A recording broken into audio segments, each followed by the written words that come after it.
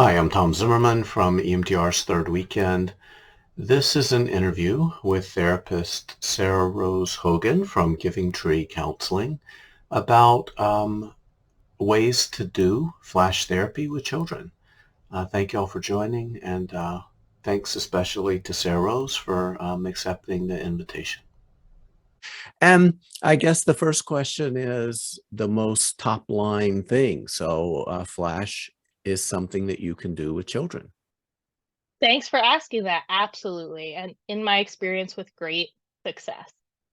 Okay, excellent. Tell me a little more about that. What does that look like in an average? Because I know you have specific cases you want to talk about, and we'll want to be sure not to give too much, Of course. identifying information, but you may have, what does it look like most broadly? So what kinds of things are you doing that may look different than flash with a grown-up?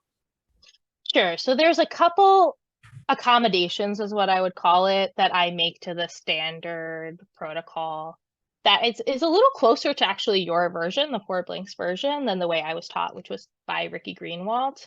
Mhm. Um, Something that I set up is actually by having a physical container in the office, a box, and I have the child write down or draw the hard part of the memory, and we put it in the box.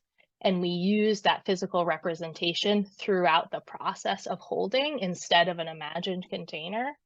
And I found that to be more effective and safe Mhm. for clients that are younger. And when I say younger in this sense, I'm talking like under middle school age, around like 7, 8, 9, 10. Good. And as I understand it, that's one of the big accommodations that we make developmentally for kids that age anyway, is try to make abstract stuff concrete. Like the more kind of Precisely. concrete we can make it, the more concrete that we can make it, the better. How are you explaining? I'll say, how are you explaining Hmm. first to kids?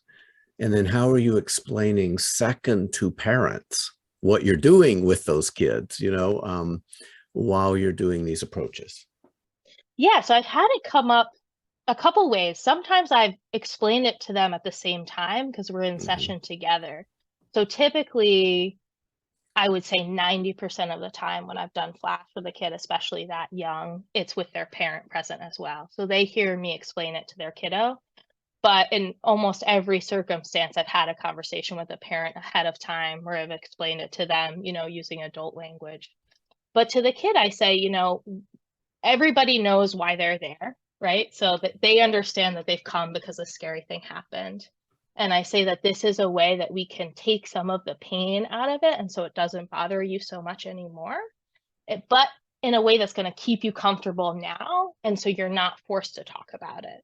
And that feels really comforting for them and helps them to not, I think, be on the spot in a way that they might feel in a more traditional conversation.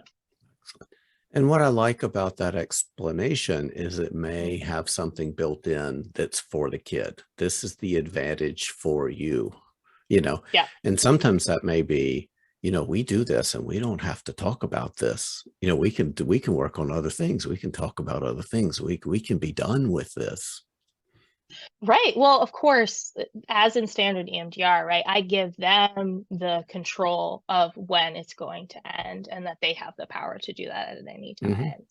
And so, of course, I'm observing them and making sure that I'm keeping them in their window, right? Or when we're talking about Flash, really in their window, right? In their Yeah. comfort. But I'm also letting them know that if I'm not reading them correctly and they need to pause at any time, that they have the control to do that and Okay. they're in charge of the session.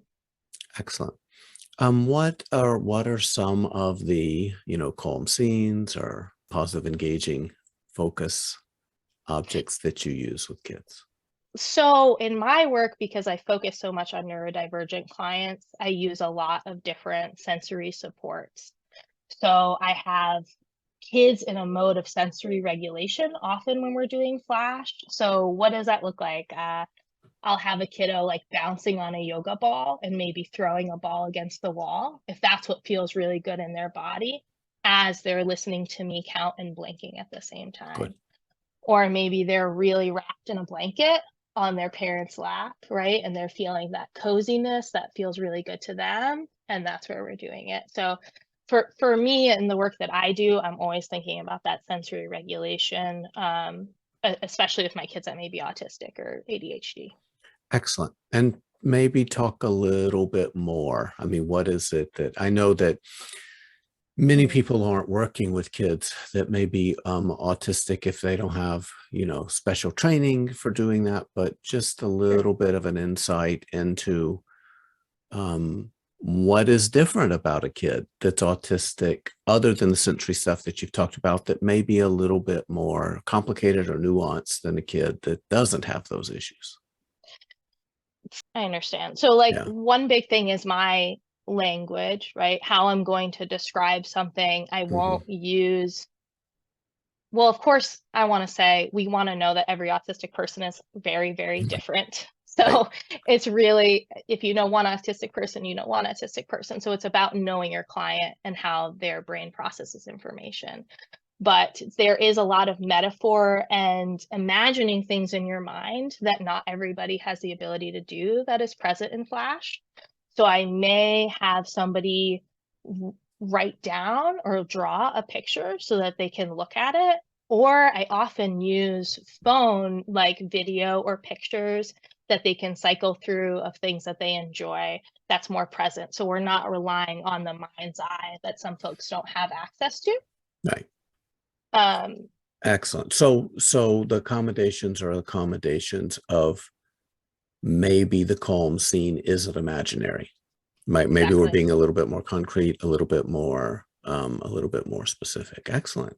Good. Precisely. I also really took inspiration from you around using like food and for people that that feels comfortable with. I have kids that like come in with chicken nuggets and will take a bite, will literally take a bite when I say flash. Absolutely.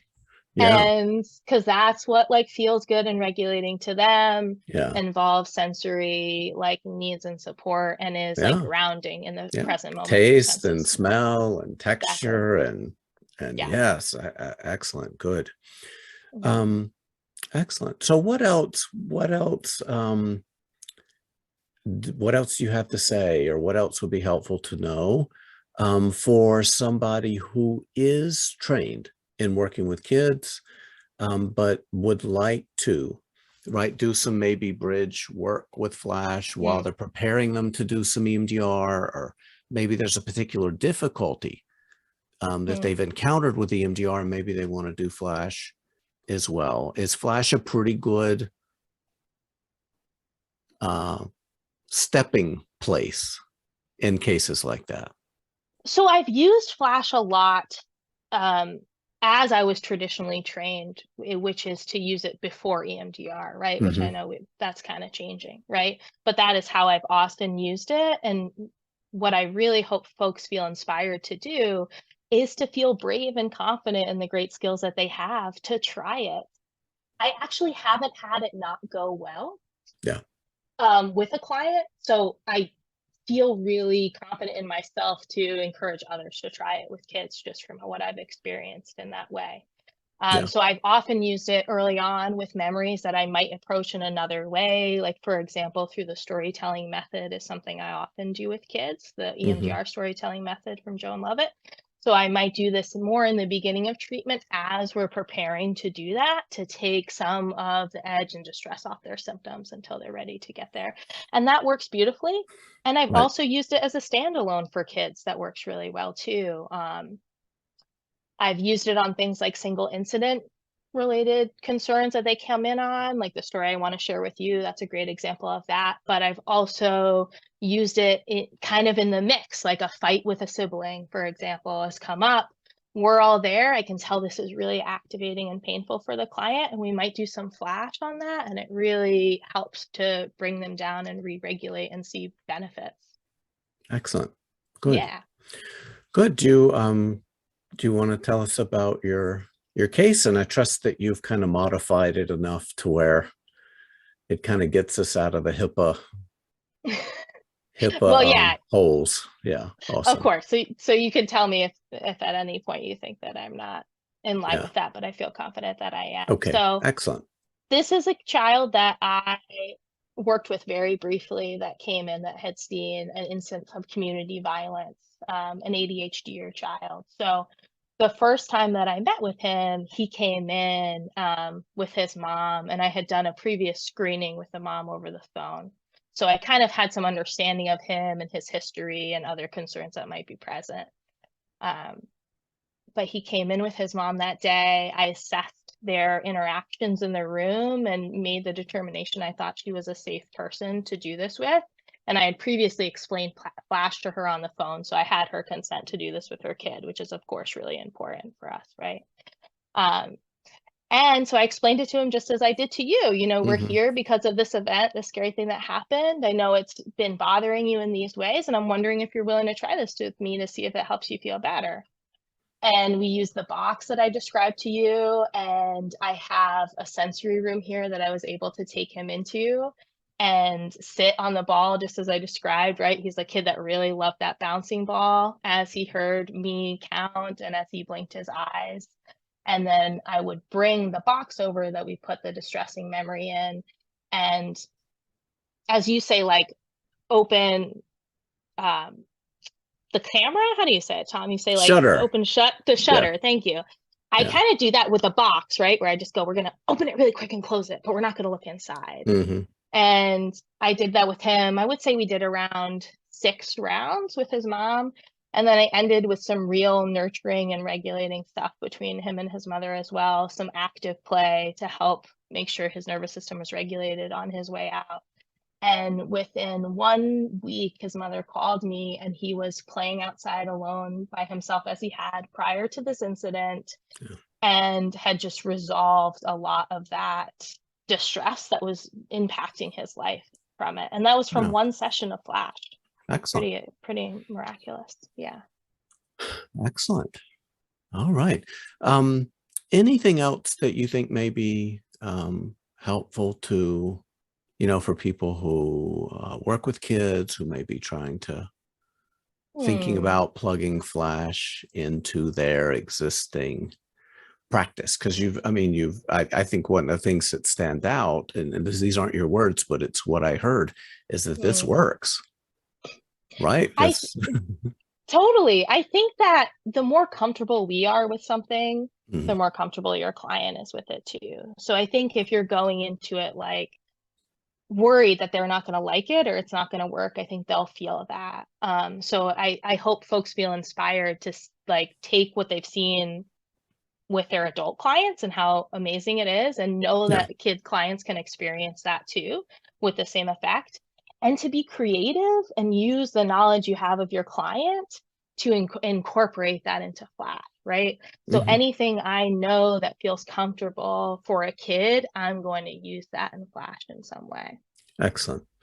What about, I know with kids that may be on kids that are somehow on this, somewhere on this autism spectrum. Sure. Um, it strikes me that one of the things that they often have are fascinations. You know what I mean? There are things that there may be many, many things that they're not Mm. interested in, but there may be things that they're very interested in. And it seems like those may be things that may make pretty good calm scenes. Completely. So we know that often autistic clients connect through their interests. So in general, I urge all psychotherapists not to push aside areas of interest of your client if you think it doesn't have therapeutic value. That's just not true, right? If it's Right. important to our client, it has therapeutic value. So how you can bring that into Flash, I think would be really powerful, because that's where so many positive feelings often lie with our autistic clients, is in their areas of interest. Okay. Excellent. Yeah. Is there anything you'd like to share related to, I know you said you're busy, but how people who may want to do you do consultation? I do. So I do individual consultation, thinking about starting a group in the new year, and hopefully would have more time to do that. And folks can absolutely reach me on my website, givingtreecounseling.info. I'd be Okay, happy to chat with them. awesome. Thank you. Yeah. Is there anything else that may be helpful to share that you can One think of? last thing I will Yeah. say is don't discount the screens I know that we have concern about screens in our society. I think there's good reason for that. And a thing like a switch, a switch? Yeah.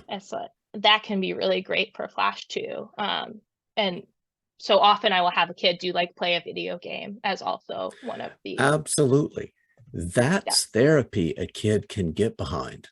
You know it. Right. And they're really regulated doing that, right? A lot of the Exactly. time. Yeah. Awesome. And it's even a little bilateral, which is kind of cool. Beautiful. Excellent. Yeah. Awesome. Well, thank you so much for joining. Thank you. And, It was wonderful to be here. Thanks.